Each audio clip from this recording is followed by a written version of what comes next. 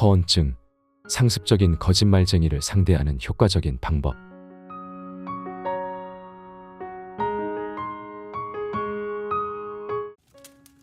리플리 증후군과 허언증, 진실과 거짓의 경계를 넘나드는 심리.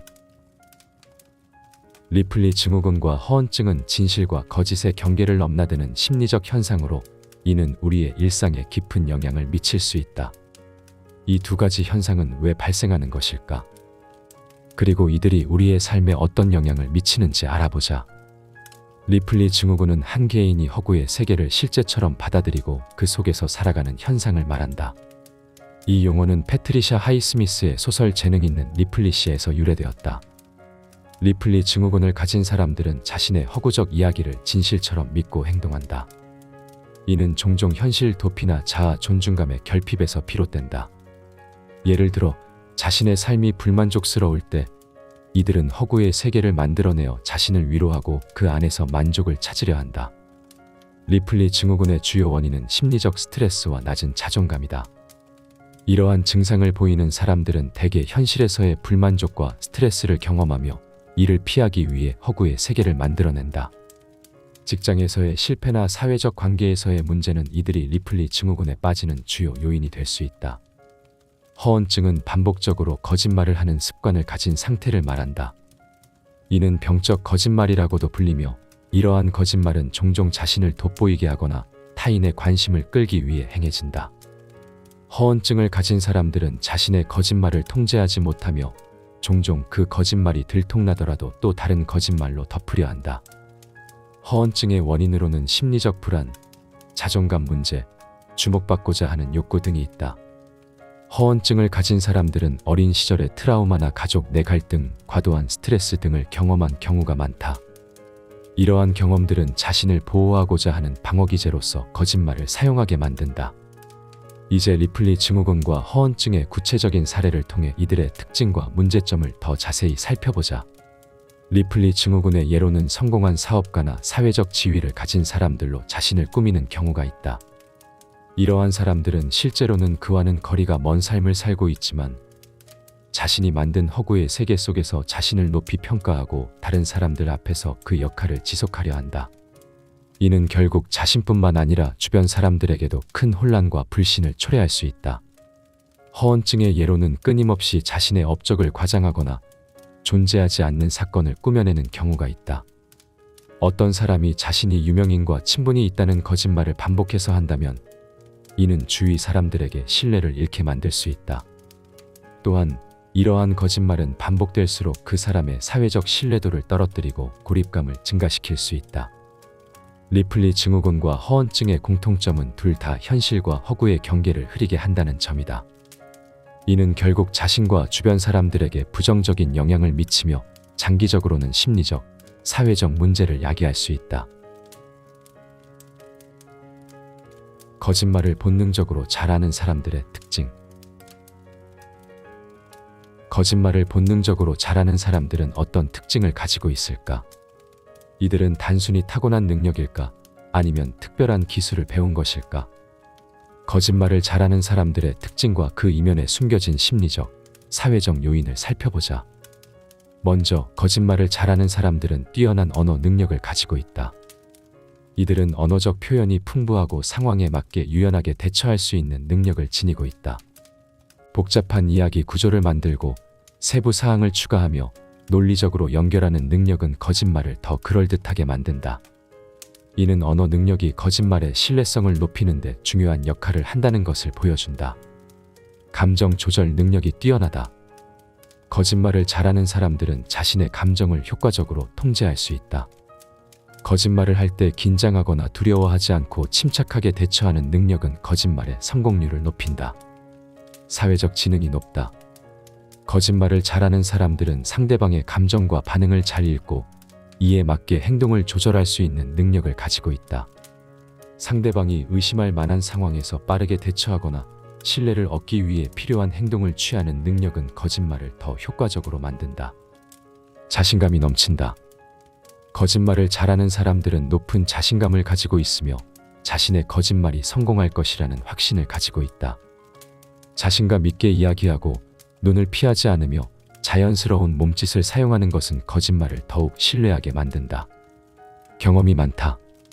거짓말을 자주 하는 사람들은 더 많은 경험을 통해 거짓말의 기술을 연마하게 된다. 다양한 상황에서 거짓말을 시도하고 성공과 실패를 경험하며 이를 통해 더 정교한 거짓말을 할 수 있게 된다. 이는 경험이 거짓말의 능숙도를 높이는 데 중요한 요소임을 보여준다. 거짓말을 잘하는 사람들의 특징을 이해하는 것은 우리 사회에서 중요한 의미를 가진다. 이러한 특징들은 단순히 거짓말의 기술을 넘어서 인간관계와 사회적 상호작용에서 중요한 역할을 한다. 정치인이나 사업가와 같은 직업에서는 이러한 능력이 중요한 자산이 될 수 있다. 그러나 이러한 능력이 항상 긍정적인 결과를 초래하는 것은 아니다. 거짓말이 장기적으로 신뢰를 잃게 하고 사회적 관계를 해칠 수 있기 때문이다. 당신을 속이고 있는 신호, 상대의 몸짓으로 거짓말 알아채는 방법. 거짓말을 알아채는 것은 누구에게나 중요한 능력이다. 상대가 거짓말을 하고 있는지 알아차릴 수 있다면 우리는 더 나은 결정을 내리고 신뢰할 수 있는 인간관계를 유지할 수 있다. 거짓말을 하는 사람들은 종종 무의식적으로 특정한 몸짓과 행동을 보인다. 이러한 신호들을 함께 살펴보자. 거짓말의 첫 번째 신호는 눈의 움직임이다. 거짓말을 할 때 사람들은 종종 눈을 피하거나 과도하게 눈을 깜빡이는 경향이 있다. 대화 중에 눈을 자주 피하거나 눈을 과도하게 깜빡이는 사람은 거짓말을 하고 있을 가능성이 높다. 이는 눈의 움직임이 거짓말을 할 때의 불안감을 반영하기 때문이다. 두 번째 신호는 손의 움직임이다. 거짓말을 할 때 사람들은 손을 얼굴에 대거나 입을 가리는 등의 행동을 한다. 대화 중에 손으로 얼굴을 만지거나 입을 가리는 행동은 거짓말을 하고 있을 가능성이 높다. 이는 손의 움직임이 무의식적으로 자신을 보호하려는 행동에서 비롯되기 때문이다. 세 번째 신호는 몸의 자세이다. 거짓말을 할 때 사람들은 몸을 뒤로 젖히거나 다리를 꼬는 등의 행동을 한다. 대화 중에 몸을 뒤로 젖히거나 다리를 꼬는 사람은 거짓말을 하고 있을 가능성이 높다. 이는 몸의 자세가 거짓말을 할 때의 불안감을 반영하기 때문이다. 네 번째 신호는 음성의 변화이다. 거짓말을 할 때 사람들은 목소리가 떨리거나 말의 속도가 빨라지거나 느려지는 등의 변화가 생긴다. 대화 중에 목소리가 떨리거나 말의 속도가 갑자기 변하는 사람은 거짓말을 하고 있을 가능성이 높다. 이는 음성의 변화가 거짓말을 할 때의 긴장감을 반영하기 때문이다. 다섯 번째 신호는 미세 표정이다. 거짓말을 할 때 사람들은 무의식적으로 짧은 순간 동안 진실된 감정을 드러내는 미세 표정을 짓는다. 대화 중에 짧은 순간 동안 화난 표정이나 불안한 표정을 짓는 사람은 거짓말을 하고 있을 가능성이 높다. 거짓말을 알아채는 데 중요한 것은 한 가지 신호만으로 판단하지 않는 것이다. 거짓말을 할 때 나타나는 신호들은 종종 여러 가지가 동시에 나타나기 때문에 여러 신호를 종합적으로 분석하는 것이 중요하다.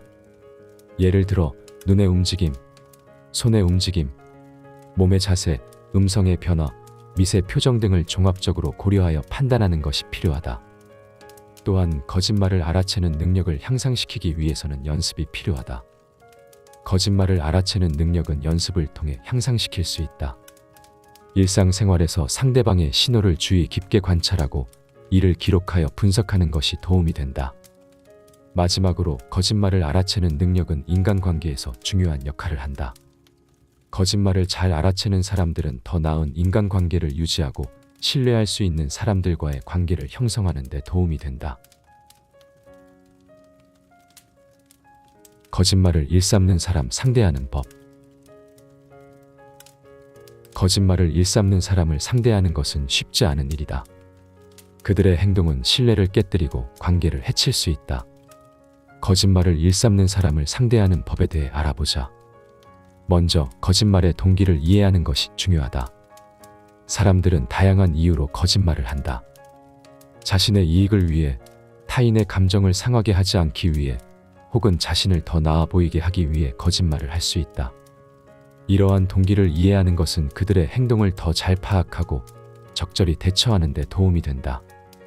거짓말을 일삼는 사람을 상대할 때는 그들의 패턴을 관찰하는 것이 필요하다. 반복적으로 거짓말을 하는 사람들은 특정한 행동 패턴을 가지고 있다. 과도하게 세부 사항을 설명하거나 눈을 자주 피하거나 목소리가 떨리는 등의 신호를 보일 수 있다. 이러한 패턴을 관찰하고 인식하는 것은 그들의 거짓말을 더 쉽게 파악하는 데 도움이 된다. 거짓말을 알아챘을 때는 직접적으로 대면하는 것이 중요하다. 거짓말을 하는 사람과 직접적으로 대면하면 그들은 종종 거짓말을 인정하게 된다. 그들에게 직접적으로 이 말이 사실인지 확실한가요? 라고 묻거나 이전에 말한 것과 다르지 않나요? 라고 지적하는 것이 효과적일 수 있다. 이는 그들이 자신의 거짓말을 인식하고 더 이상 거짓말을 하지 않도록 하는 데 도움이 된다. 또한 거짓말을 하는 사람과의 대화에서 사실을 기반으로 한 질문을 하는 것이 중요하다. 사실을 기반으로 한 질문은 그들이 거짓말을 할 때 더 큰 압박감을 느끼게 하고 결국 거짓말을 포기하게 만든다. 예를 들어, 이 문제에 대해 어떤 증거가 있나요? 또는 이 정보를 어디서 얻었나요? 와 같은 질문은 그들의 거짓말을 드러내는 데 도움이 된다. 거짓말을 일삼는 사람과의 관계를 유지하는 것이 필요하다면 그들과의 신뢰를 재구축하는 것이 중요하다. 신뢰를 재구축하는 것은 시간이 걸리지만 꾸준한 노력으로 가능하다. 그들과 솔직하게 대화하고 상호 간의 기대를 명확히 하며 작은 약속을 지켜나가는 것이 도움이 된다.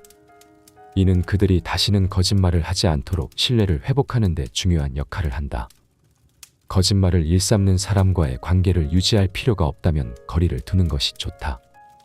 반복적으로 거짓말을 하는 사람과의 관계는 장기적으로 부정적인 영향을 미칠 수 있다. 그들과의 만남을 줄이고 필요한 경우 정중하게 거리를 두는 것이 필요하다. 이는 자신의 정신적, 감정적 안정을 유지하는 데 도움이 된다. 또한 거짓말을 일삼는 사람과의 관계에서 자신을 보호하는 것이 중요하다.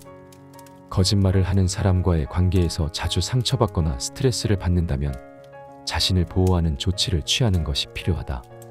그들의 거짓말을 믿지 않고 항상 사실 확인을 하고 중요한 결정은 신중하게 내리는 것이 필요하다. 이는 자신의 정신적 건강을 유지하는 데 중요한 역할을 한다. 마지막으로 거짓말을 일삼는 사람과의 관계에서 긍정적인 의사소통을 유지하는 것이 중요하다. 긍정적인 의사소통은 갈등을 줄이고 신뢰를 회복하는 데 도움이 된다. 그들의 감정을 이해하고 자신의 감정을 솔직하게 표현하며 상호 간의 기대를 명확히 하는 것이 필요하다. 이는 그들이 더 이상 거짓말을 하지 않도록 하는 데 중요한 역할을 한다.